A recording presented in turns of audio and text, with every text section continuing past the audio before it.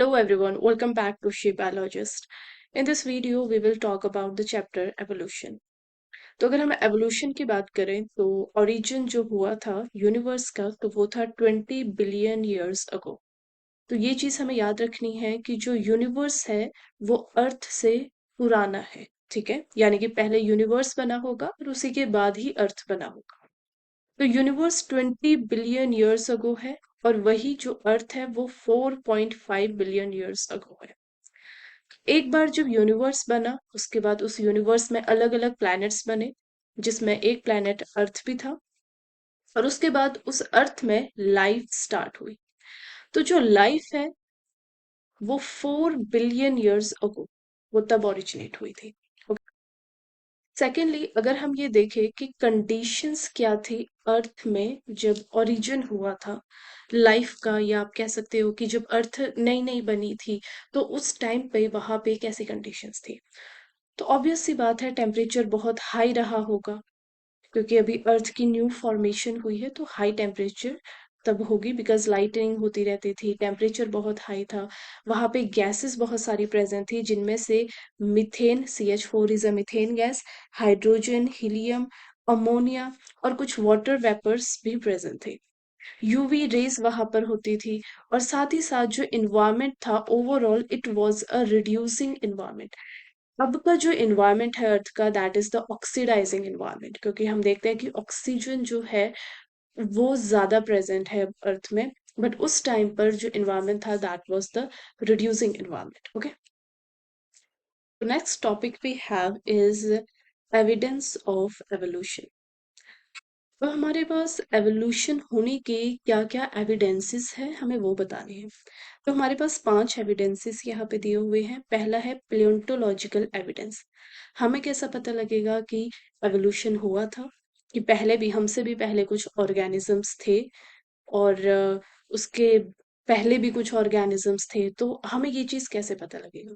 तो हमारे पास कुछ एविडेंसेस है जैसे palaeontological evidence, homologous organs, analogous organs. इनको हम होमोलोगस स्ट्रक्चर और एनालॉगस स्ट्रक्चर भी बोल सकते हैं. नेचुरल सिलेक्शन और आर्टिफिशियल सिलेक्शन. तो एक एक करके देखते हैं कि होता क्या है. प्लेंटोलॉजिकल एविडेंस में स्टडी ऑफ फॉसिल्स आ जाते हैं. ओके, प्लेंटोलॉजी में हम फॉसिल्स को स्टडी करेंगे जिसमें हमें ये पता लगेगा कि पहले कौन कौन से ऑर्गेनिजम्स एग्जिस्ट करते थे. जैसे डायनासोर्स, वो अभी नहीं होते लेकिन एक टाइम पर वो प्रेजेंट थे और ये कैसे पता लगा उनके फॉसिल्स को स्टडी करके. ठीक है, तो ये भी एक एविडेंस प्रोवाइड करते हैं कि किसी टाइम पर जब ह्यूमंस नहीं थे तो उनसे भी पहले कुछ ऑर्गेनिजम्स थे जो इस अर्थ में आगे जा चुके हैं. Second, we have is Archaeopteryx. Archaeopteryx is a missing link between a reptile and bird. तो ये रेप्टाइल और बर्ड के बीच का एक मिसिंग लिंक है. क्योंकि अगर हम देखें कि एवोल्यूशन हुआ कैसे था तो पहले ऐसे बोलते थे कि लाइफ जो है वो वाटर में ओरिजिनेट हुई थी. ठीक है, तो वाटर में सबसे पहले जो एक्वेटिक एनिमल्स थे वो आए होंगे. उसके बाद धीरे धीरे लाइफ टेरेस्ट्रियल की तरफ जाने लग पड़ी, फिर जो लिविंग ऑर्गेनिज्म है पानी से टेरेस्ट्रियल की ओर जाने लग पड़े. लेकिन उनमें से भी कुछ ऑर्गेनिजम्स ऐसे थे जो पानी में भी रहते थे और टेरेस्ट्रियल में भी, जिनको एम्फीबियन बोला गया. देन लेटर ऑन फिर ऐसे ऑर्गेनिजम्स आए जो कम्प्लीटली टेरेस्ट्रियल थे जिनमें रेप्टाइल्स आ गए. देन रेप्टाइल से बर्ड्स, बर्ड से फिर उसके बाद हमारे मैमल्स बने. तो यहाँ पर रेप्टाइल और बर्ड के बीच का जो मिसिंग लिंक है उसको आर्क्योप्टेरिक्स बोला गया, जो कि एक फॉसिल रिकॉर्ड में देखा गया कि जो आर्क्योप्टेरिक्स है उसमें रेप्टिलियन कैरेक्टर्स भी है और बर्ड्स के कैरेक्टर्स भी है. तो यानी कि इन दोनों के बीच का ये ऑर्गेनिज्म है. देन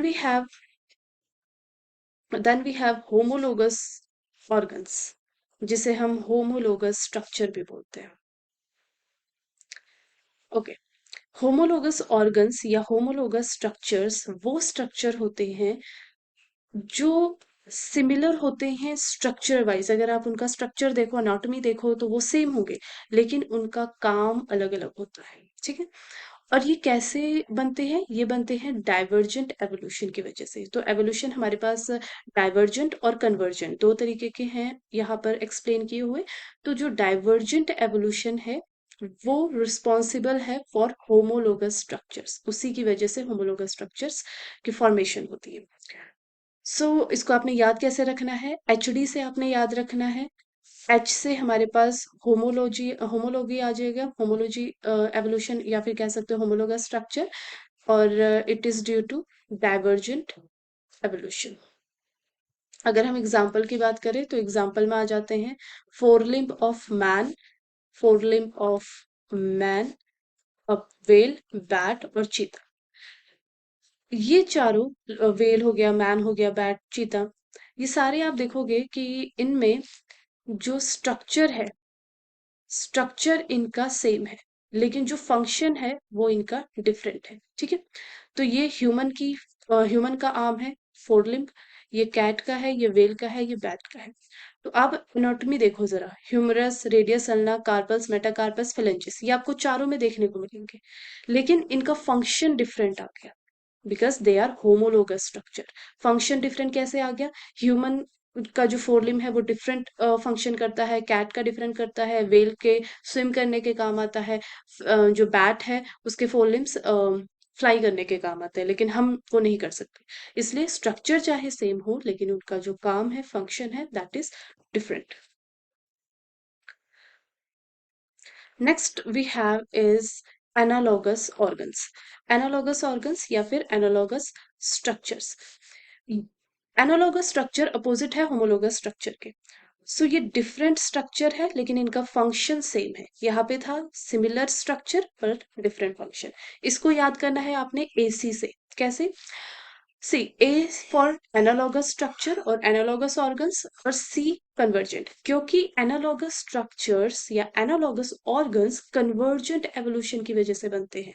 ठीक है, अब मैं इसकी एग्जांपल अगर बात करूं तो एग्जाम्पल में आ जाते हैं wings of butterfly, wings of butterfly and birds, sweet potato जो कि रूट की मॉडिफिकेशन है, और पोटैटो जो कि स्टेम की मॉडिफिकेशन है। ये सारे इसके एग्जाम्पल्स हैं। We have two examples. Wings of butterfly, अगर आप बटरफ्लाई के विंग्स को देखोगे, ये रहे बटरफ्लाई के विंग्स, और आप अगर बर्ड्स के विंग्स को देखोगे, ये रहे बर्ड्स के विंग्स, और ये रहा बैक का विंग। ठीक है, इनका स्ट्रक्चर डिफरेंट है, डिफरेंट स्ट्रक्चर है, क्योंकि आपको बटरफ्लाई के विंग में आपको ह्यूमरस, रेडियस अल्ना ये देखने को नहीं मिलेगा, लेकिन बैट के विंग में आपको देखने को मिलेगा, है ना? तो इनका स्ट्रक्चर तो अलग है, लेकिन काम तीनों का एक ही है, फ्लाई करना। This is due to the convergent evolution. Sweet potato और पोटैटो, स्वीट पोटैटो जो है रूट की मॉडिफिकेशन है, और जो पोटैटो है वो एक स्टेम मॉडिफिकेशन है, लेकिन दोनों का काम क्या होता है? स्टोरेज का। तो ये भी क्या हो गया? एनालॉगस स्ट्रक्चर, क्योंकि डिफरेंट स्ट्रक्चर है, एक रूट से बन रहा है, एक रूट से बन रहा है, एक स्टेम से बन रहा है, लेकिन फंक्शन जो है वो सेम है, which is storage of food material. Then we have natural selection. Natural selection जो थ्योरी थी, it is one of the most important theory in evolution topic. Natural selection दी थी डार्विन ने। चार्ल्स डार्विन का जो name है वो बहुत बार रिपीट होगा एवोल्यूशन में, बिकॉज इन्होंने जो मेजर थ्योरी थी, the theory of natural selection, वो दी थी 1850 में। इन्होंने बताया कि किस तरीके से जो नेचर है वो सेलेक्ट करती है, तभी तो नाम पड़ा नेचुरल सिलेक्शन, यानी कि नेचर विल सिलेक्ट, लेकिन किस चीज को सिलेक्ट करेगी? बेस्ट ट्रेट को। तो नेचर उन ऑर्गेनिजम्स को ही सरवाइव करने देगी अर्थ पे जो कि बेस्ट होंगे, जो सरवाइव कर पाएंगे इस चेंजिंग एनवायरनमेंट में। जो चेंजिंग एनवायरनमेंट में सरवाइव नहीं कर पाएगा, उसको नेचर एलिमिनेट कर देगी। ठीक है, तो यही बोला था चार्ल्स डार्विन ने कि nature select the best trait, सबसे बेस्ट ट्रेट जिसमें होंगे उसको सिलेक्ट करेगी, उसी ऑर्गेनिज्म को सिलेक्ट करेगी, और जो चेंजिंग एनवायरनमेंट में सबसे अच्छे तरीके से अडेप्ट कर सकता है उसी को नेचर सिलेक्ट करेगी। इसके एग्जाम्पल में देखा जाए तो इंडस्ट्रियल मैलरिज्म, एंटीबायोटिक रेजिस्टेंस और डीडीटी रेजिस्टेंस, ये एग्जाम्पल है नेचुरल सिलेक्शन के।